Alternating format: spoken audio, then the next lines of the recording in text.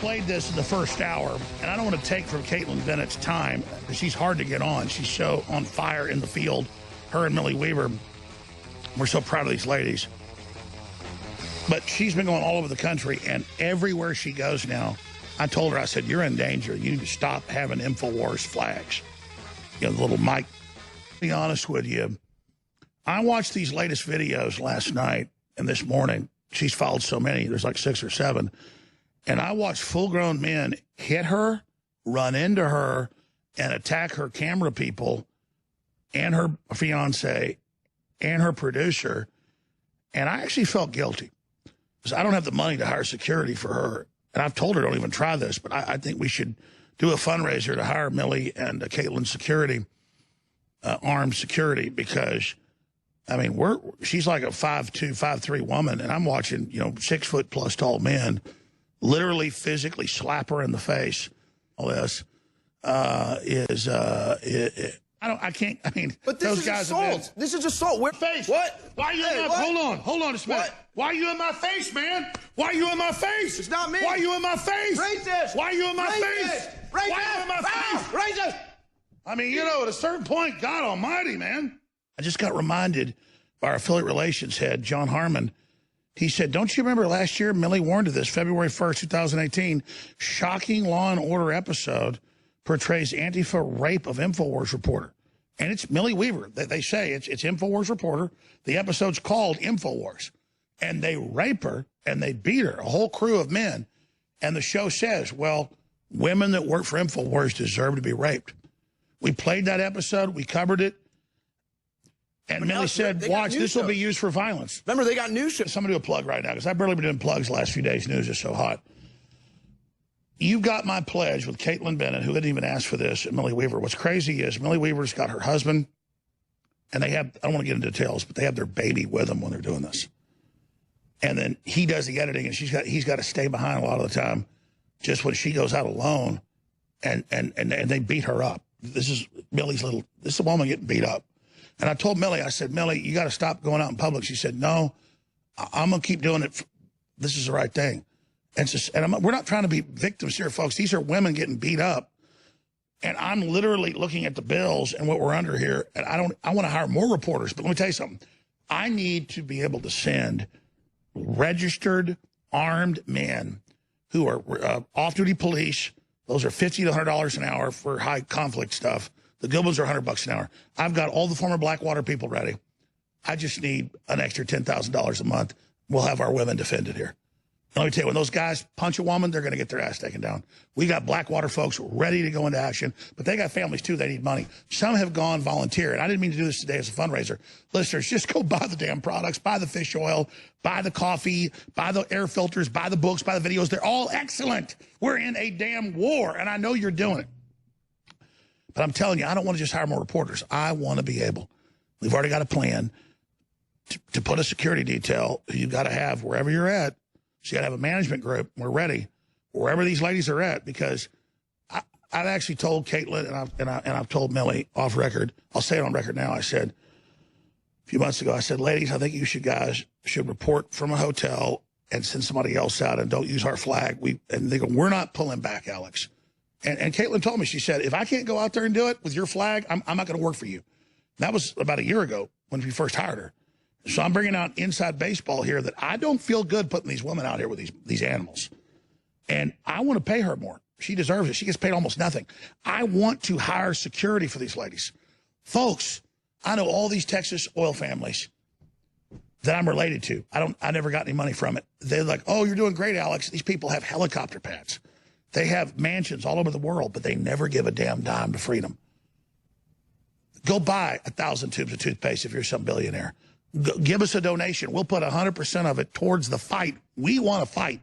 We want to defend America. But, Caitlin, I gave out a lot of inside baseball here and said some private stuff.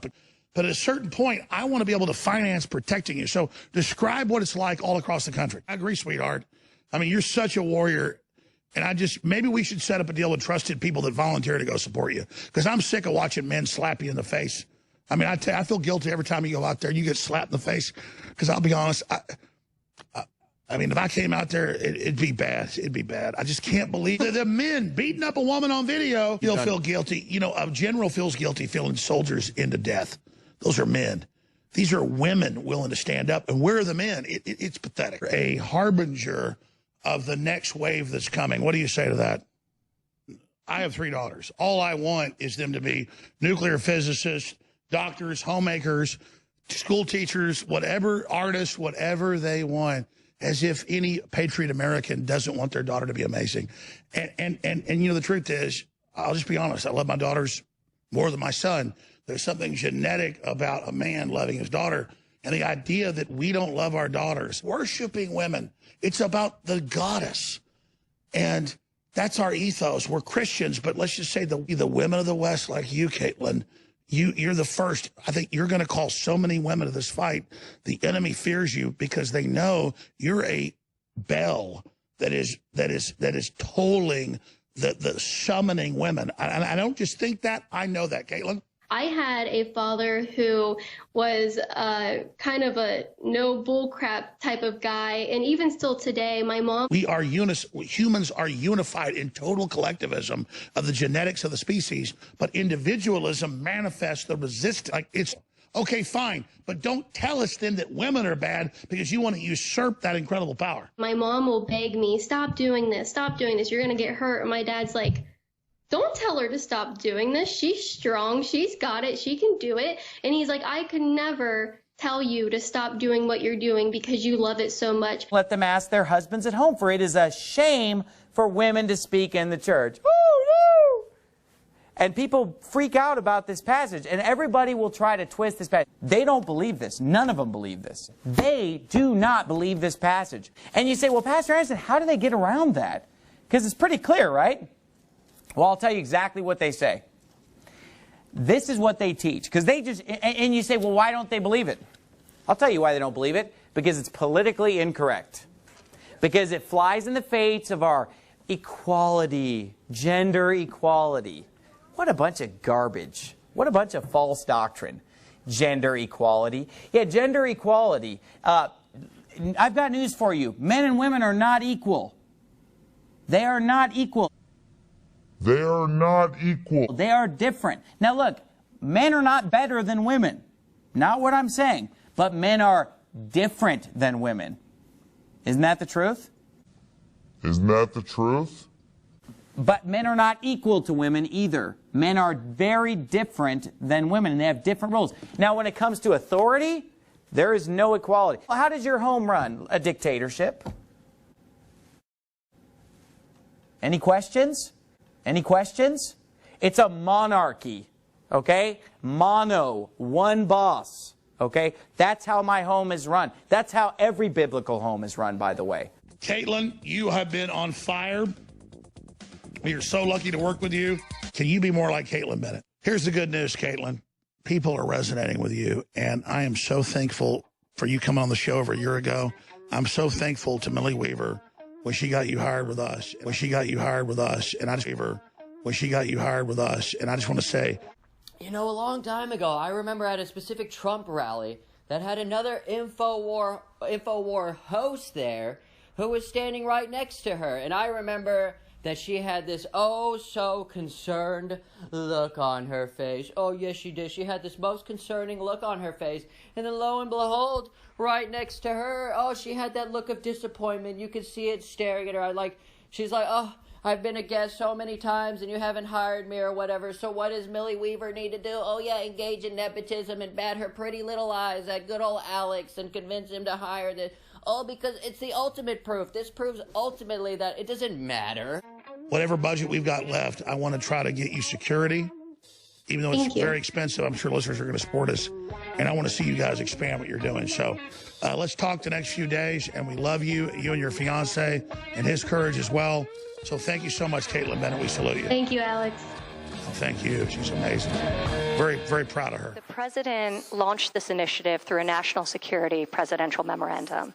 It was very important to him, and this is stated in the national security strategy of the United States of America, that societies that empower women to succeed are more peaceful and more prosperous. And this is evident in all the research that we see. In countries where there is the greatest gender disparity, there's also the highest likelihood for conflict.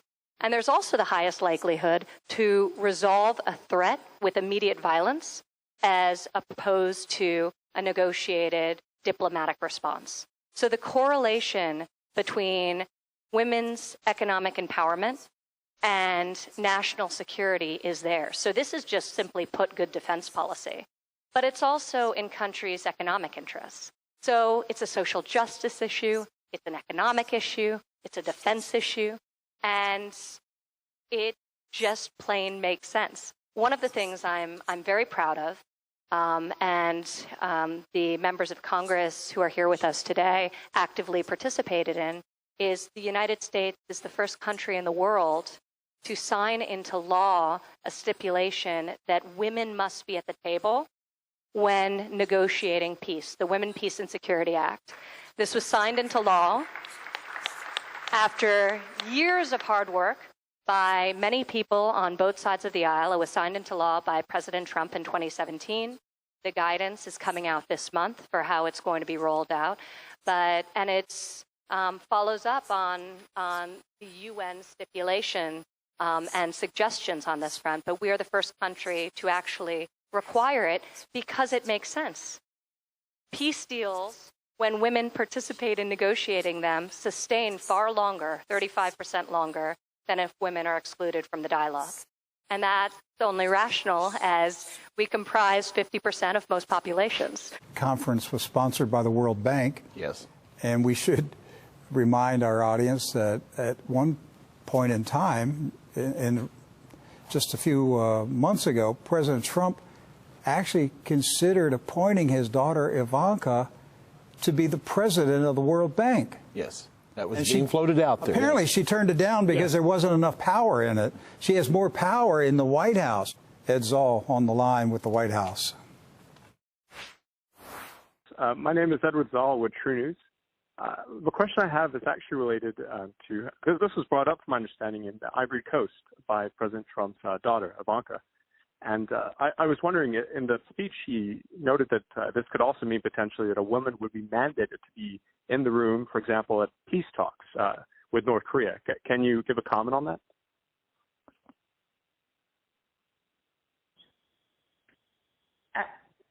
So first of all, just to go back on kind of how we're going to implement the strategy. When your connection is now in listen-only mode, we rather kind of work to build capacity of different governments.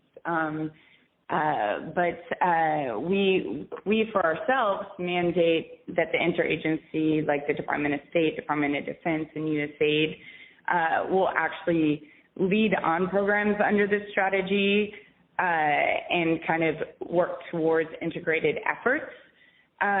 So for the sake of right now, what's really mandated in the strategy is that within 90 days, we come up with to measure kind of the framework and strategy moving forward. Within 120 days, the interagency develops a consolidated implementation plan. And then with a year, we're really rolling out training to make this more established. And so, in other words, this takes time. That up. Yeah. But she had to think about it, Doc. There was hear that pause after a long pause after Edward asked the question. So they were not prepared for that particular kind of question, were they? See what happens when real reporters ask questions. Government officials aren't prepared for it because there aren't real reporters anymore. And then after the pause, she stumbled to get, an answer out because he wasn't prepared for that kind of question. Well, the whole act has been done in the shadows. Remember, we talked about this that day when we reported back in April on this. We said, did you hear about President Trump signing the Women, Peace, and Security Act? Do you remember hearing any promotion about this in 2017? I think we're all saying, well, we didn't get a wall. We didn't get any kind of, a change in the policy, foreign policy for war. The thing this did get done was Jerusalem, Israel, and apparently the women's security and peace initiatives from Ivanka Trump. So, as we understand it, based on the law that the Republicans passed and President Trump signed, and then the presidential order that was put into effect today, this is all Ivanka Trump Kushner running the White House. The way we understand it, it is now the official policy of the Trump administration that females must be present in any national security meeting where a conflict is being negotiated. And so what Edward asked is, will there be a female in the room with President Trump when he meets with Kim Jong-un? Based on this policy, that's a good question to ask, right? But they did not answer the question. They didn't answer it, but here's, look, like Doc said, we're not opposed to women being in the rooms. That's not where we're going with this. Here's where I'm going with it. You want to know who will be the only woman qualified to be in these meetings? Ivanka Trump. Ivanka Trump Kushner. Yes. She's going to be a queen. Watch what happens. She will be the only one qualified by President Trump and John Bolton and the whole establishment. There'll be some recognition that she has been vetted and is qualified to be at all of these meetings where negotiations are taking place. And so you're going to have Kim Jong-un. He's going to be looking at Donald Trump. Then he's going to look over at Ivanka and wonder, who is running the negotiation here? Who am I dealing with? Who's got the most power? But where this is going is Donald Trump is prepping his daughter to replace him in the White House. He's grooming an heir. He's grooming the successor. He wants to create a Trump dynasty. I thought it would be Don Trump Jr., but I am now leaning towards the belief that President Trump wants Ivanka in the White House. I mean, we already know he has lust for her. He's said numerous times that he'd like to sleep with his daughter. Now, that makes me think about Dr. Pizza and the Kinked website. Right. I mean, who would offer their daughter, all right, to a pedophile? Well, who talks about having sex with your daughter? Yes. Okay. I'm just getting really raw here, and I don't care about anybody's politics. This nation has become wicked, and the preachers of the gospel need to call it out. We need to call the sin out and lay it out on the table, and the church needs to deal with reality. Okay, so Ivanka Trump is being groomed to be the next president to run in 2024. This is the way I see it right now. This is where this is going. So a week or two ago, when President Trump was in Great Britain, met with the Queen Elizabeth, there was that one creepy photo. I'd like to show it to you, but we don't have the we don't have the rights to use it. I didn't feel like paying for it. I was just cheap today. You know, we have to pay for these photographs, folks. All right, so we just can't put photographs. We're not Alex Jones. We just don't break the law and put stuff up on the screen. You know, we abide by rules and regulations. And I didn't feel like paying for it today. But I'm talking about the one where Jared Kushner and Ivanka are looking out the window. At St. James Palace. At St. James Palace. And it just looked like a picture from The Shining, right? The Shining, the movie. It was just so creepy. It was just creepy looking, like The Omen. I was like, just weird. And that was one of them today. But if you can search it for yourself, you'll find the photograph. But we do have number 6, Ivanka Trump getting her seat at Buckingham Palace during official business negotiations with the United Kingdom. But what was happening here is... There it is. There's major negotiations happening. I don't see She's Donald sitting Trump next Jr. to John Bolton. Yes, she is. Who's in charge? Does John Bolton work for her, or does she work for John Bolton? Well, it should be actually not even related, because she's just the senior advisor to the president. The national security advisor has a completely separate jurisdiction, completely separate wing That's what you of think. authority. I know. That's what I think. Evangelical Christian Zionists are in awe of Ivanka Trump and Jared Kushner. Like, they're starstruck by him. Yes. All right, so number 7, which is the secretive Brussels meeting between top energy officials, EU leaders, Jared Kushner, and the new Ukrainian president, Vladimir Zelensky. So this happened a couple weeks ago. Yes. Very few people. I don't know if anybody in the United States saw any photographs of this meeting, but we want you to see this photograph of who was in that meeting with the new president of Ukraine. So you're going to see on the screen here, again, I had to dig to even find a guest list for this. You have U.S. Secretary of Energy Rick Perry. As you see in this photo, you have Jared Kushner next to Ukrainian President Vladimir Zelensky. Who's on the left of... Who's on the left of Jared Kushner. And also this table, you had the who's who of Eastern European affairs. You had the president of Poland, Andrzej Duda. You also had the ambassador to the EU, Gordon Sondal, the ambassador of the United Kingdom of Belgium, Ronald J. Kidwitz. There also were energy ministers from the Eurasian Union. This dinner, Rick, wasn't reported by U.S. media. The only way you could find out about this meeting was actually to go to the Russian or Ukrainian press. Why this meeting was important, though, is that when this little get-together happened, this was around the same time that the United States started putting further emphasis on getting rid of the Nord Stream 2 pipeline, pressuring Germany to basically back out of their agreement with Russia for that gas pipeline. So Secretary of Energy Rick Perry was there, former governor of Texas. Now, this last part may not make any sense if you haven't read this article. When he references Rick Perry in Texas, God, gas, and cash. Unbelievable. Completes the whole Jared Kushner, Ivanka, Israel circle. I mean, look at this right here. The May 2018 trip to Israel would not be Texas politicians first. Governor Greg Abbott flew once on Casino Majore. Sheldon Adelson right there. Sheldon Adelson is one of the string pullers, if you didn't know. Look at this. Texas Republicans' deep ties to Israel's rooted in a combination of economic interests, an Israel-loving evangelical base, and pro-Israel advocates whose campaign contributions have helped the GOP maintain its 16-year governing trifecta. Oh, and you saw that the ties are increasing. Look at that. Israel's values at $1.5 billion now. We saw that on No More News over there and their technology and how they're trading everything. Right here, they admit it. The trade partner, Florida, however, is now competing with Texas over supporting Israel. The state's Trump-backed Governor Ron DeSantis, who campaigned on a promise to be America's most pro-Israel governor. Could that direct flight to Israel be one of those incentives to maybe change the money flow from Texas to Israel or something? I mean, who knows over there? I mean, that's what the Golan Heights is all about.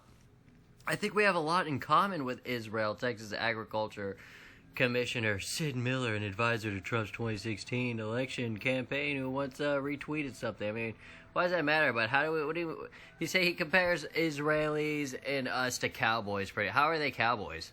What is this illusion? Where does this Israel-loving illusion really spawn from? I'm quite serious about that. I mean, look at this. Texas can help Israel out with fossil fuel productions, along with trips to Israeli settlement businesses. Oh, they were already planning for Israeli settlement businesses back when they were planning to take the Golan Heights and everything. And then when you see pictures like this, and you know he's a complete shill for Israel and everything, and you haven't read this article, it will all come together. God, gas, and cash, how Texas fell in love with Israel. Unbelievable.